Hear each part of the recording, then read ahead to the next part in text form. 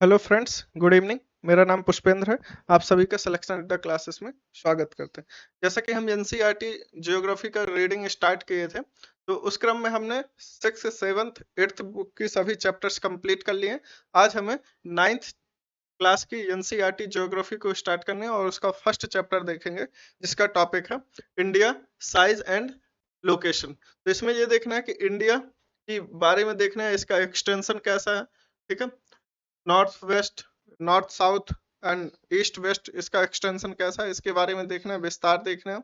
इसकी भौगोलिक आकृति कैसी है, इसकी अवस्थिति क्या है। ठीक है, तो इन सब बारे में आज हम इस चैप्टर में देखेंगे। ठीक है, चलिए शुरू करते हैं। पहले देख लेते हैं कि इस चैप्टर के टॉपिक्स कौन कौन से होंगे। ठीक है, topic in this chapter: India's location.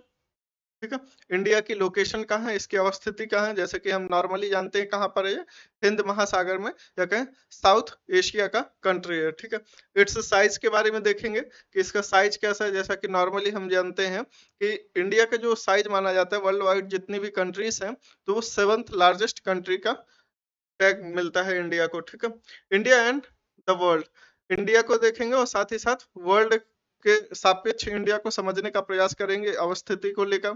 ठीक है, इसके आकार को लेकर, इसके विस्तार को लेकर देखेंगे, इंडिया और वर्ल्ड के बीच कंपैरिजन करेंगे। ठीक है, इट्स नाइबर, तो इसमें देखेंगे कि इंडिया की जो जितनी भी नेबर्स कंट्रीज हैं, तो वो कौन कौन सी हैं, इनके बारे में पढ़ेंगे। ठीक है, पहले शुरू करते हैं इंट्रोडक्शन से। India is one of the oldest civilisation. ठीक है, इंडिया को माना जाता है कि क्या है, इंडिया में ओल्डेस्ट सिविलाइजेशन पाई जाती है। जैसे इंडस वैली सिविलाइजेशन आपने देखा, तो विश्व की सबसे पुरानी सभ्यताओं के रूप में इंडस वैली सिविलाइजेशन को देखा जाता है। तो इंडिया को क्या कहा जा रहा है, one of the oldest civilisation and have remarkable history. ठीक है, और इसकी हिस्ट्री क्या है, काफी रिमार्केबल है। जब कभी भारत को क्या कहा जाता था, सोने की चिड़िया कही जाती थी। और ऐसा भी कहा जाता था कि भारत में क्या है, यहाँ पर सूखे मेवे जो कि क्या है, पूरे विश्व में प्रचलित थे, या क्या बहुत ज्यादा प्रसिद्ध थे। साथ ही साथ यहाँ के मलमल के कपड़े, रेशमी कपड़े, सूती वस्त्र क्या थे, वर्ल्ड वाइड क्या होते थे, पूरे विश्व में इसका व्यापार होता था। ठीक है, तो इसकी रिमार्केबल हिस्ट्री और साथ ही साथ इसकी ब्लैक हिस्ट्री में देखेंगे कि जैसे ब्रिटिश एरा, जो कॉलोनियल एरा आया, औपनिवेशिक शासन काल आया, ब्रिटिश राज आया उस टाइम पे। ठीक है, मुगल काल देखेंगे, तो इसमें इसकी रिमार्केबल हिस्ट्री भी है। ठीक है, इंट्रोडक्शन जैसा कि बोल रहा है कि India is one of the oldest civilisation and have a remarkable history. After independence from British rule, it achieved multi faceted socio-economic process, socio-economic progress, also made remarkable progress in the field of agriculture, industry, technology and overall economic development. तो आप ये देखेंगे कि जैसा कि पहले हमारी जो रिमार्केबल हिस्ट्री रही, एक उसमें ब्रिटिश एरा भी आता है, जब ब्रिटिश कॉलोनी थी इंडिया। तो उसके बाद जब हमें इंडिपेंडेंस मिलता है, फिर उसके बाद देखते हैं कि हमारे जो इकोनॉमिक और सोशियो इकोनॉमिक जो डेवलपमेंट हुआ या प्रोग्रेस किया इंडिया ने, तो उसमें देखते हैं कि इसने क्या किया, एग्रीकल्चरल डेवलपमेंट किया, साथ ही साथ industrial development and technological and science and technology में भी क्या किया, इसने काफी रिमार्केबल डेवलपमेंट किए। ठीक है, पहले ये समझ लेते हैं, जब हम भारत की अवस्थिति को समझना चाहते हैं, इंडिया लोकेशन को समझना चाहते हैं, उससे पहले हम कुछ इंपॉर्टेंट चीजें समझ लेते हैं। लैटिट्यूड क्या होता है और लॉन्गिट्यूड क्या होते हैं। ठीक है, कई बार इसमें कंफ्यूजन हो जाता है कि लैटिट्यूड क्या होते हैं और लॉन्गिट्यूड क्या होते हैं। जैसे कि लैटिट्यूड के हिंदी में क्या बोलते हैं, ये कहलाते हैं, लैटिट्यूड्स कहलाते हैं क्या, अक्षांश रेखाएं कहलाती हैं। ठीक है, अक्षांश रेखाएं। ठीक है, और ये ऐसी रेखाएं होती हैं, जैसे कि ये हमारी अर्थ हो गई, तो अर्थ में जो क्या होता है, इक्वेटर और इसके जो समानांतर रेखाएं चलती हैं। ठीक है, जो पैरेलल होती हैं इक्वेटर के, वो सभी रेखाएं क्या होती हैं, इसकी इक्वेटर कहलाती हैं, सॉरी अक्षांश लैटिट्यूड्स कहलाती हैं। ठीक है, ये हमारी क्या हो जाती है, इक्वेटर। ठीक है, तो इस तरीके से लॉन्ग, इसमें हमें लॉन्गिट्यूड पढ़ना है। ठीक है, अच्छा ये हमने लैटिट्यूड के बारे में बता दिया। ठीक है, तो जो लैटिट्यूड पढ़ेंगे तो वो क्या होती हैं, अक्षांश रेखाएं होती हैं। और लॉन्गिट्यूड क्या होता है, ये कहलाते हैं देशांतर रेखाएं कहलाती हैं। ठीक है, तो देशांतर रेखाएं क्या होती हैं, एक इमेजिनरी लाइन जो कि नॉर्थ और साउथ पोल को क्या करती हैं, कनेक्ट करते हैं। ठीक है, तो ये क्या होती हैं, देशांतर रेखाएं होती हैं।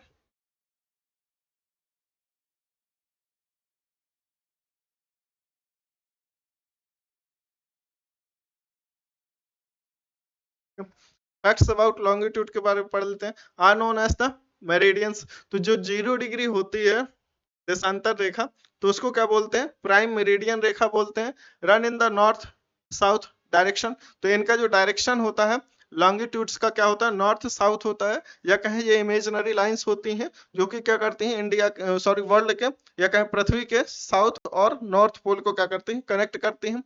मेजर डिस्टेंस ईस्ट और west of the prime meridian, ठीक है, are farthest apart from the equator and meet at the poles, ठीक है। ये क्या होते हैं? इक्वेटर से काफी दूर होती हैं और साथ ही साथ ये क्या करते हैं? दोनों ही जाके क्या करते हैं? सभी जितनी भी लैटिट्यूड्स होते हैं, सॉरी लॉन्गिट्यूड, जितने भी लॉन्गिट्यूड्स होते हैं वो क्या करते हैं? पोल पर जाके मिलते हैं, नॉर्थ और साउथ पोल पर जाके मिलते हैं, ठीक है। और इसमें आप ये देखेंगे कि जो इनकी डिस्टेंस होती है या कहीं इनकी लेंथ जो होती है, इनकी लेंथ सभी जगह क्या होती है? बराबर होती है।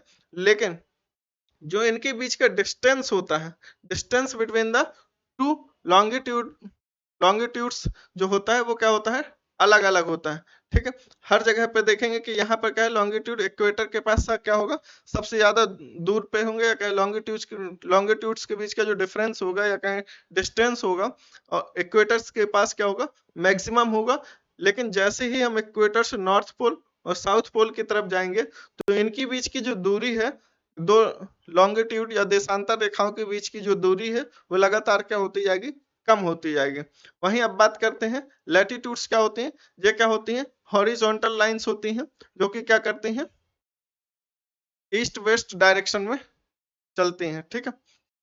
आप ये देखेंगे are known as the parallels. इनको पैरेलल्स भी बोलते हैं क्योंकि इनके बीच की जो एक इक्वेटर से दूसरे इक्वेटर के बीच का जो डिस्टेंस होता है वो हमेशा बराबर बना रहता है, ठीक है। और इस वजह से ये क्या होती हैं? सभी जगह पैरेलल होते हैं। लेकिन आप ये देखेंगे कि जैसे ही इक्वेटर में देखते हैं कि नॉर्थ पोल की तरफ जाते हैं इक्वेटर में, और साथ ही साथ जैसे ही इक्वेटर की डिग्रीज बढ़ती हैं, ठीक है, 0 डिग्री इक्वेटर से हम 23 डिग्री इक्वेटर पे जाए या 23 डिग्री साउथ इक्वेटर पे जाए, तो आप देखेंगे, सॉरी ये लैटिट्यूड्स में जाएंगे, तो आप इनकी लेंथ में क्या होगा?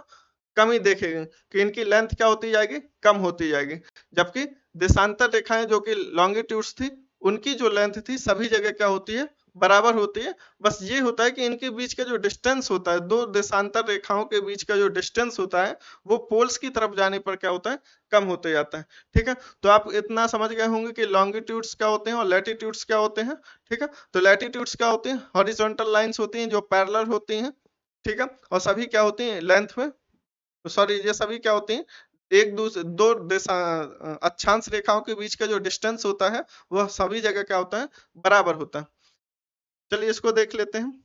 जियोग्राफी इसमें देखना है। Geography of India size latitudinal and longitudinal extent bisection by tropic of cancer topographical feature etcetera. तो हम ये देखेंगे कि इंडिया में इसके एक्सटेंशन की बात करते हैं, ठीक है। एक्सटेंशन कैसा है आप देखेंगे, ये नॉर्थ साउथ एक्सटेंशन है इंडिया का, ठीक है। तो अगर बात करते हैं तो 8 डिग्री 4 मिनट नॉर्थ से लेके ये 37 डिग्री 6 मिनट नॉर्थ तक क्या है? इसका एक्सटेंशन देखा जाता है इंडिया का। नॉर्थ साउथ एक्सटेंशन कितना है? 3214 किलोमीटर है। जबकि हम ईस्ट वेस्ट डायरेक्शन का अगर इसका एक्सटेंशन देखें, दक्षिण सॉरी पूरब पश्चिम अगर विस्तार देखें भारत का, तो ये कितना है? 2933 किलोमीटर है, ठीक है। अगर इसके ईस्टर्न पॉइंट को देखते हैं तो ये कितना? 68 degree 7 minute east to 97 degree 25 minute east पे, ठीक है। तो आप ये देखेंगे एक तो पूरी तरीके से इंडिया क्या है? नॉर्दर्न हेमिस्फीयर में आता है, और साथ ही साथ ये देखेंगे कि नॉर्दर्न और पूर्वी हिस्से में आता है, ठीक है। नॉर्दर्न हेमिस्फीयर में और साथ ही साथ ईस्टर्न हेमिस्फीयर में आता है, ठीक है। चलिए इसके और फैक्ट्स को देख लेते हैं।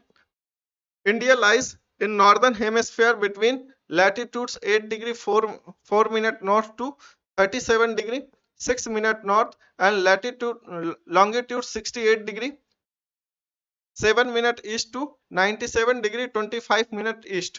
तो आप देखेंगे कि जो भारत का जो विस्तार है कंप्लीटली क्या है? नॉर्दर्न हेमिस्फीयर में आता है, ठीक है। भारत की जो अवस्थिति है कहां पर है? उत्तरी हेमिस्फीयर में है। और साथ ही साथ देखेंगे कि पूर्वी हेमिस्फेयर में भी आता है ये।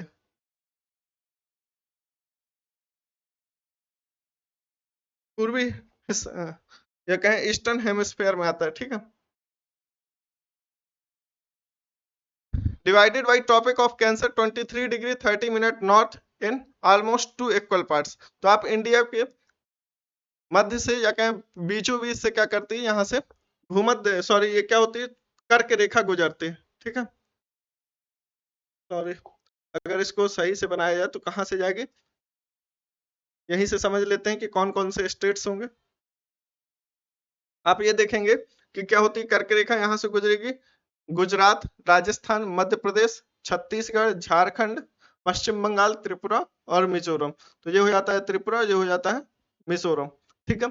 यहाँ पर देखेंगे गुजरात आ जाता है, साथ ही साथ राजस्थान एक स्टेट होता है जहां से कर्क रेखा भारत के गुजरती है, और ये माना जाता है कि भारत क्या करती है, सॉरी कर्क रेखा जो होती है भारत के मध्य से गुजरती है और भारत को 2 बराबर भागों में क्या करती है, बांटती है, ठीक है।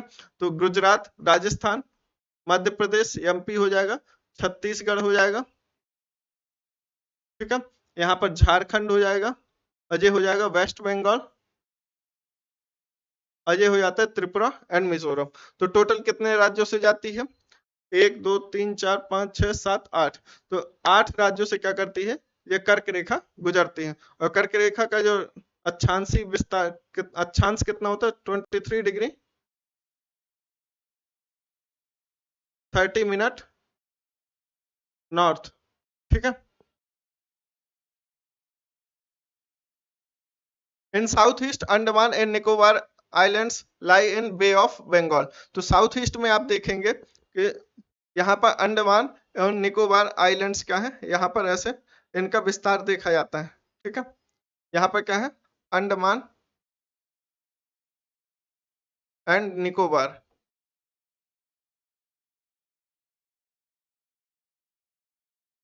निकोबार आइलैंड्स, ठीक है। और यहाँ से जो 10 डिग्री चैनल गुजरती है, ठीक है, 10 डिग्री नॉर्थ जो चैनल होता है, ठीक है। तो यहाँ से क्या होती है, इसको अंडमान एवं निकोबार जो द्वीप समूह है उनको क्या करते हैं, अलग करते हैं, ठीक है। The south west Lakshadweep islands lie in Arab Sagar. तो जो अरब सी है, तो आप यहाँ पर देखेंगे कि क्या है, लक्षद्वीप है, ठीक है। तो यहाँ पर कहाँ पर है, साउथ वेस्ट में है, और ये कहाँ पर है, साउथ ईस्ट में। इट्स साइज के बारे में देखते हैं कि भारत का जो साइज है या कहें इसका विस्तार देखते हैं। Total area of India is 3.28 million square kilometre which is 2.4% of the total area of the world. तो ये माना जाता है कि भारत का जो एरिया है वो कितना है, 3 पॉइंट या कहें 32.8 लाख स्क्वायर किलोमीटर है, जो कि 2.4% of the total area of the world का है, ठीक है। 2.4% पूरे विश्व के भूभाग का भारत है, वहीं पर इसका कितना क्षेत्रीय विस्तार है या कहें कितना एरिया आता है, कितना क्षेत्रफल है, तो ये कितना है, 32.8 लाख स्क्वायर किलोमीटर, ठीक है। It is 7th largest country in the world in term of land mass. तो अगर ये 7th लार्जेस्ट कंट्री है इंडिया, तो उसके पहले बाकी 6 कंट्रीज आती होंगी। तो आप देखेंगे पहले कौन सी आ जाती है, अगर इसकी बात करें तो पहले कौन सी आएगी, यहाँ पर पहले देखेंगे फर्स्ट जो लार्जेस्ट कंट्री हो जाएगी वो हो जाएगी रशिया, ठीक है। दूसरा हो जाएगा कनाडा, थर्ड हो जाएगा यूएसए, फोर्थ हो जाता है चाइना, फिफ्थ ब्राजील,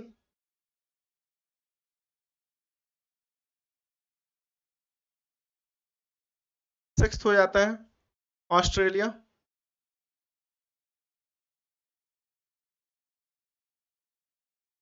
और सेवंथ हो जाएगा कौन सा, अपना प्यारा भारत, इंडिया, ठीक है। तो इंडिया क्या है, 7th लार्जेस्ट कंट्री है, ठीक है।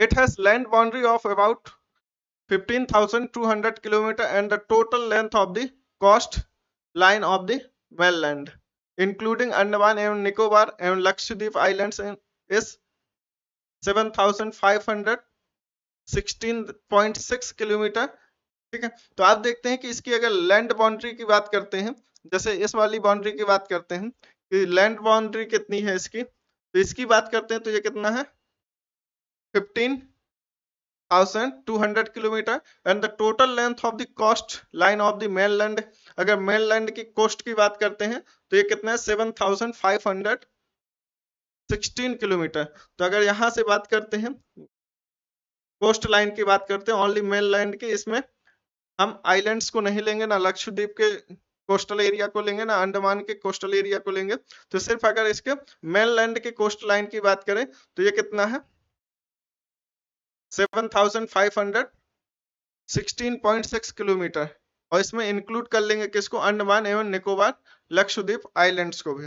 इन the north west, north and north east of India Yang fold mountains bounded. ठीक है, तो आप देखेंगे कि इंडिया के नॉर्थ वेस्ट और नॉर्थ एंड नॉर्थ ईस्ट में आपको क्या मिलेगा, यहाँ पर माउंटेनियस रीजन मिल जाता है। तो यहाँ से नॉर्थ वेस्ट से, यहाँ से पूरे में क्या है भारत में,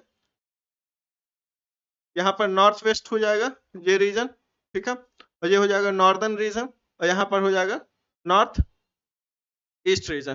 तो आपको नॉर्थ वेस्ट से लेकर नॉर्थ ईस्ट के पूरे रीजन में क्या है, यहाँ पर यंग फोल्ड माउंटेन्स या कहें नवीन वलित पर्वतों का विस्तार देखने को मिलेगा। ठीक है,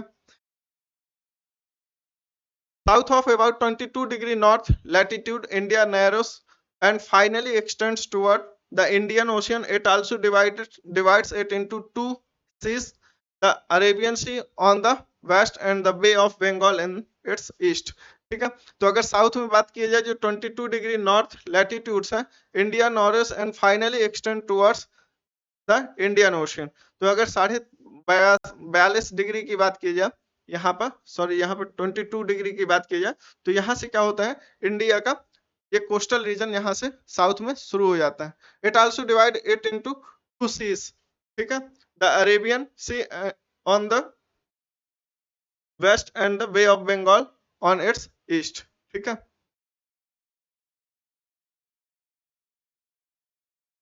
the latitudinal and longitudinal extent of the mainland is about 30 degree. ठीक है, तो अगर हम लैटिट्यूडनल और लॉन्गिट्यूडनल एक्सटेंट की बात करें तो ये मेनलैंड का कितना है अबाउट 30 डिग्री माना जाता है। ठीक है, India's east-west extent appears to be smaller than the north-south extent।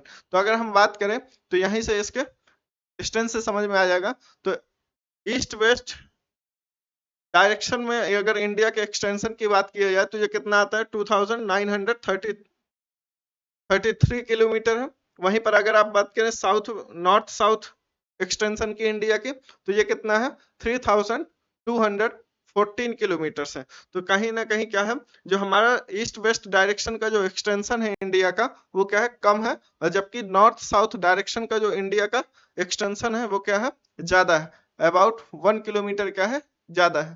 ठीक है, तो वही बोल रहे हैं यहाँ पर कि जो India east west extension appear to be smaller than the north south extension. ठीक है, तो ईस्ट वेस्ट कितना है यहाँ पर आप ईस्ट वेस्ट को देखेंगे तो 2933 किलोमीटर के आसपास है। ठीक है, और वहीं पर नॉर्थ साउथ की बात करेंगे तो 3000 कितना है, एक मिनट,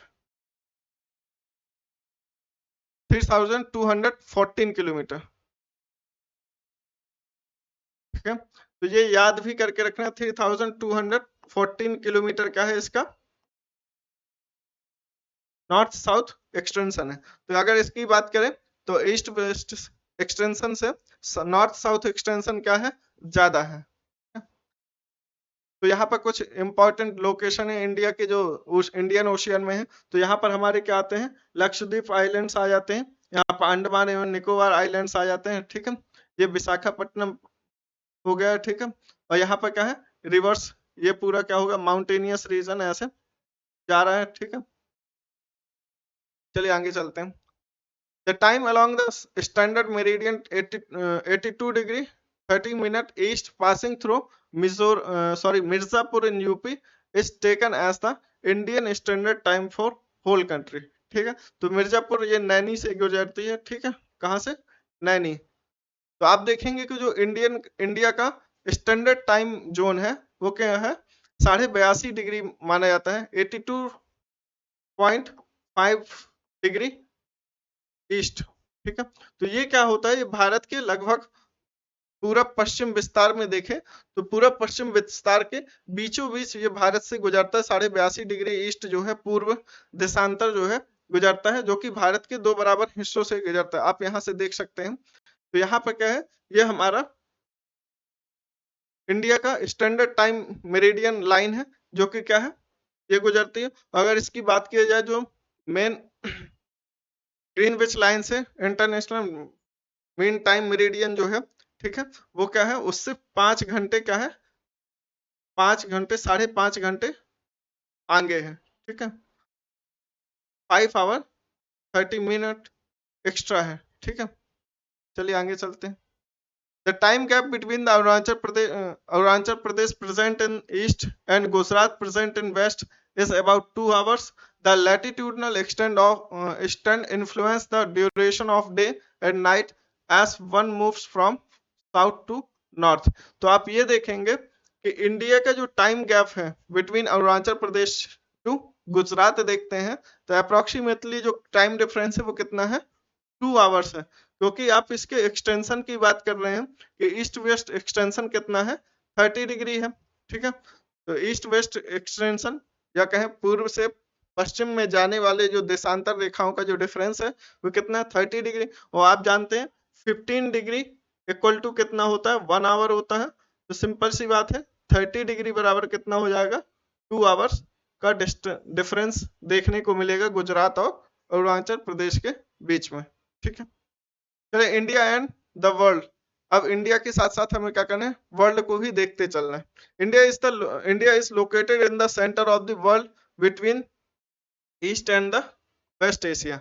तो आप देखते हैं कि इंडिया के जो लोकेशन है वो सेंटर में है, कहाँ, किसके रिस्पेक्ट में, ईस्ट एंड वेस्ट एशिया के बीच की बात की जाए, ईस्ट एंड वेस्टर्न एशिया की बात की जाए। ठीक है, the routes across the Indian Ocean which connects the countries of Europe in the west and the countries of East Asia provide a strategic central location to India।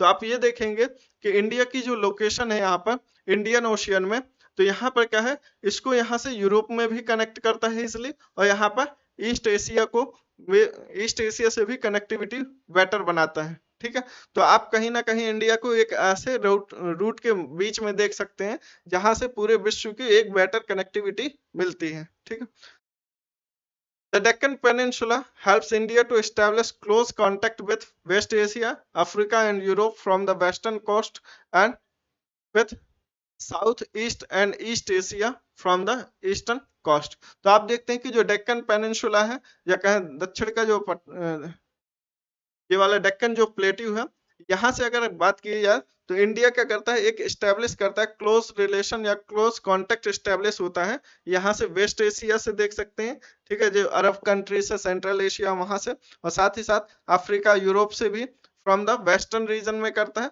और जब south east की बात करेंगे तो वहां पर यहाँ से ईस्ट एशिया में क्या करता है, इंडिया की एक बेटर कनेक्टिविटी हो जाती है, क्योंकि इंडिया की जो लोकेशन है इंडियन ओशन के सेंटर में है। ठीक है, The ocean which is south of India given name Indian Ocean as no other country has long coastline on the Indian Ocean as India has।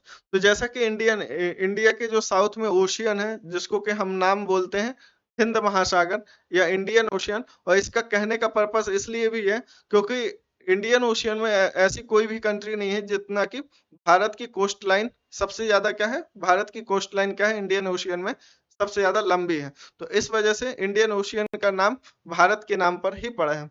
The land route of the India are much older than sea route. ठीक है, तो आप देखेंगे कि अगर historically देखें तो India में जो कनेक्टिविटी थी इंडिया की बाकी वर्ल्ड से, वेस्टर्न कंट्रीज, यूरोप, ठीक है, सेंट्रल एशिया, ठीक है, पश्चिम एशिया और ईस्ट एशिया से जो कनेक्टिविटी थी इंडिया की पहले हिस्टोरिकल रूप से, तो वो लैंड रूट से ज्यादा थी, ना कि कहां से, ओशियन रूट्स हैं। ठीक है, various passes across mountain in the north have provide passes to the ancient travellers as ocean limits such as interaction for a long time।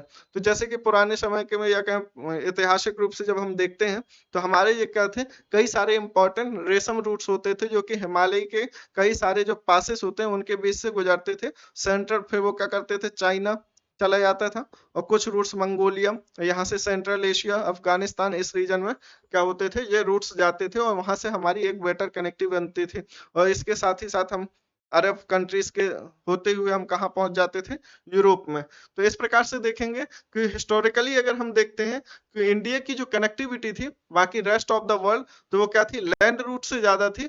और उस समय पे क्या कर रहा था, जो इंडियन ओशियन था वो क्या कर रहा था, एक प्रकार से वहां पर एक बैरिस लगा रहा था या कहें इंटरेक्शन को कम कर रहा था।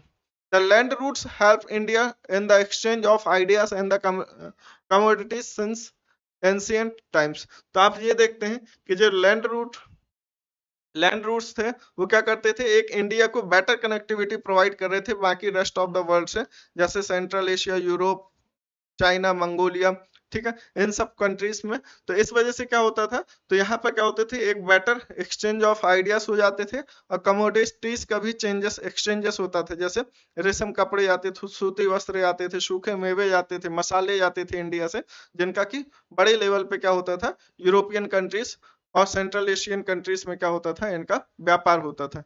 India have propagated the idea of the Upanishad and the Ramayanam, the story of the Panchatantra, the Indian numerals and the decimal system, ठीक है, as well as given spices, muslin and other merchandise different countries। तो आप ये देखेंगे कि India ने क्या किया, काफी आइडियाज को प्रोपेगेट किए, जैसे कि जो उपनिषद के जो हमारे थॉट्स थे, जो आइडियाज थे, ठीक है, उसको प्रसारित किया। रामायण स्टोरी, पंचतंत्र की कहानियों का भी क्या होता है, काफी सारी जगहों पर देखने इनका विस्तार देखने को मिलता है। और साथ ही साथ देखेंगे जो इंडिया का न्यूमरल सिस्टम और साथ ही साथ डेसिमल सिस्टम, दशमलव पद्धति है, इसका भी क्या हुआ, विस्तार हुआ पूरे वर्ल्ड में, ठीक है, एज वेल एज गेसम। अब कमोडिटीज की बात की जाए तो यहाँ पे स्पाइसेस हो गया, मसलन मतलब मलमल कपड़े जो होते हैं, रेशमी कपड़े, मलमली कपड़े, एंड अदर मर्चेंडाइज, जो बाकी जो व्यापार की वस्तुएं होती थी उनका क्या किया, इस माध्यम से या कहें इस लैंड रूट की सहायता से हमने क्या किया, इसको प्रोपेगेट किया या कहें इसका कॉमर्शियलाइजेशन किया बड़े लेवल पर। Also the influence of the Greek sculpture and the architecture style of domes and minarets from West Asia can be seen in different parts of India। तो आप ये देख सकते हैं कि जहां हमने क्या किया, कमोडिटीज का बड़े लेवल पर एक्सचेंज किया, लैंड रूट की सहायता से, ट्रांसपोर्ट के माध्यम से किया, वहीं पर आप देखते हैं कि इन्फ्लुएंस ऑफ स्कल्पचर, जो आर्ट एंड कल्चर या कहें वहां के कल्चर को एक्सेप्ट किया या एक्सचेंज इन कल्चर आया, ठीक है, वहां के सिविलाइजेशन का भी, जो वहां के इंफ्रास्ट्रक्चरल सिविलाइजेशन जो कॉन्सेप्ट था उसको भी हमने क्या किया, एक्सेप्ट किया, और अपना जो कल्चर था उसको भी क्या किया, वहां पर एक्सचेंज किया। तो आप कहीं ना कहीं यहाँ पर मिक्स्ड कल्चर का बात देखेंगे कि हिस्टोरिकली क्या हुआ, जब लोगों के बीच कनेक्टिविटी हुई लैंड रूट से, तो यहाँ पर एक्सचेंज ऑफ कल्चर देखने को मिलेगा, ठीक है। तो जैसे ग्रीक स्कल्पचर का इन्फ्लुएंस देखा जाता है इंडिया में, architecture style of domes and minarets from west Asia can be seen in different parts of India. तो जो वेस्ट एशिया से जो कई सारे जैसे डोम्स बनाने की, जो गुम्मद बनाने की कला होती है, मिनरेट्स जो मीनार बनाने की कला होती है, उसका जो प्रभाव होता है भारत के कई सारे क्षेत्रों में देखने को मिलता है, ठीक है।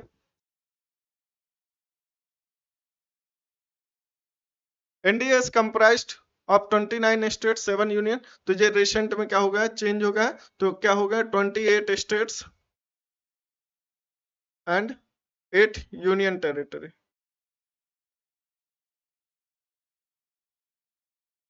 यूटीज हो गई हैं, ठीक है, and shares it's land boundary with north west. तो अगर हम बात करें तो इंडिया के स्टेट्स का कंप्राइज्ड देखें कि कौन कौन से इसका कंपोजिशन कौन कौन से स्टेट से है, तो यहाँ पर कितने 28 स्टेट्स हैं, और साथ ही साथ 8 यूनियन टेरिटरी है या कहें यूटी से। अगर इसके नेबरिंग कंट्री की बात की जाए तो नॉर्थ वेस्ट में, ठीक है, उत्तर पश्चिम में आपको पाकिस्तान और अफगानिस्तान मिल जाएगा। तो आप यहाँ पर देखेंगे कि जो उत्तर पश्चिम नॉर्थ वेस्ट में हमारे क्या आता है, जो हमारी नेबर कंट्री आती है, ये पाकिस्तान ये बॉर्डर शेयर करता है। और यहीं पर आप देखेंगे ये छोटे से रीजन में पाक ऑक्यूपाइड कश्मीर, जो कि अभी यहाँ पर क्या है, पाक ऑक्यूपाइड कश्मीर, ठीक है। तो यहाँ से क्या है, अफगानिस्तान की सीमा लगती है। तो इस प्रकार से हम देख सकते हैं कि हमारा पाकिस्तान भी क्या है, एक नेबर कंट्री है, और वहीं अफगानिस्तान भी क्या है, भारत का एक नेबर कंट्री है। अगर नॉर्थ में देखेंगे तो यहाँ पर चाइना आ जाएगा, और साथ ही साथ तिब्बत को भी इंक्लूड कर देते हैं, यहाँ पर चाइना तिब्बत एक साथ लिखते हैं। फिर यहाँ पर नेपाल, भूटान, ठीक है। यहाँ पर हो जाएगा म्यांमार, और ये हो जाएगा बांग्लादेश। तो इस प्रकार से आप देखेंगे कि यहाँ पर इंपॉर्टेंट कई सारी नेबर कंट्रीज है, Pakistan, Afghanistan, China, Nepal, Bhutan, Bangladesh and Myanmar, ठीक है। तो इस तरीके से हमारे आसपास कई सारी नेबर कंट्रीज हो जाती हैं, ठीक है। अगर साउथ में ओशियन इसके नेबर कंट्रीज की बात करें तो यहाँ पर श्रीलंका हो जाएगा, और यहाँ पर मालदीव्स हो जाता है, ठीक है। Sri Lanka is separated from by India a narrow channel of sea found by the Palk strait. तो इंडिया और श्रीलंका के बीच जो सेपरेट करने वाली स्ट्रेट है, वाटर बॉडी है, वो कौन सी है, पाक स्ट्रेट है एंड गल्फ ऑफ मन्नार, ठीक है। Maldives islands are situated to the south of the Lakshadweep islands. तो अगर मालदीव्स की लोकेशन की बात करें तो ये कहाँ पर सिचुएटेड है, यहाँ पर हमारे लक्षद्वीप आइलैंड्स होगा, और फिर यहाँ पर क्या है, मालदीव है। तो ये कितने 8 डिग्री चैनल यहाँ पर मिनिकॉय है, मिनिकॉय से क्या होता है, सेपरेट हो जाता है, जो कि 8 डिग्री चैनल अवस्थित है, ठीक है। जो 8 डिग्री चैनल है वो मिनिकॉय को क्या करता है, मालदीव से सेपरेट करता है, और जो 9 डिग्री चैनल है वो मिनिकॉय को सेपरेट करता है, किससे, बाकी लक्षद्वीप से, ठीक है। A peninsula is a piece of land that is border by water on 3 sides. तो पेनिनसुला क्या होता है, एक ऐसा लैंड एरिया जो कि क्या हो, 3 तरफ से क्या हो, वाटर से घिरा हो। तो ये देखेंगे कि इंडिया का जो ये वाला हिस्सा है पूरा, ये क्या है, पानी से घिरा हुआ है। यहाँ पर चारों तरफ क्या है, तीनों तरफ क्या है, ओशियन है इसके, ठीक है। तो पेनिनसुला क्या होता है, piece of land which is bordered or surrounded by 3 sides with water. Do you know the form? तो अब यहाँ पर जो चैप्टर के बीच में कुछ इंपॉर्टेंट फैक्ट्स हैं उसको देख लेते हैं। The south most point of the Indian union, या कहें भारत का जो साउथ मोस्ट पॉइंट है या साउदर्न पॉइंट जो है, वो क्या नाम है उसका, इंदिरा पॉइंट है। और इसके बारे में यह कहा जाता है कि 2004 की जो सुनामी आई थी इंडियन ओशियन में, तो उसमें क्या हो गया था, ये डूब गया था, ठीक है। तो इंदिरा पॉइंट की लोकेशन देख लेते हैं। तो ये हमारा हो गया अंडमान एवं निकोबार आइलैंड्स हो गए, ठीक है। तो यहाँ पर कई सारे, ये आप देखेंगे कि यहाँ पर क्या है, हमारा इंदिरा पॉइंट है, ठीक है।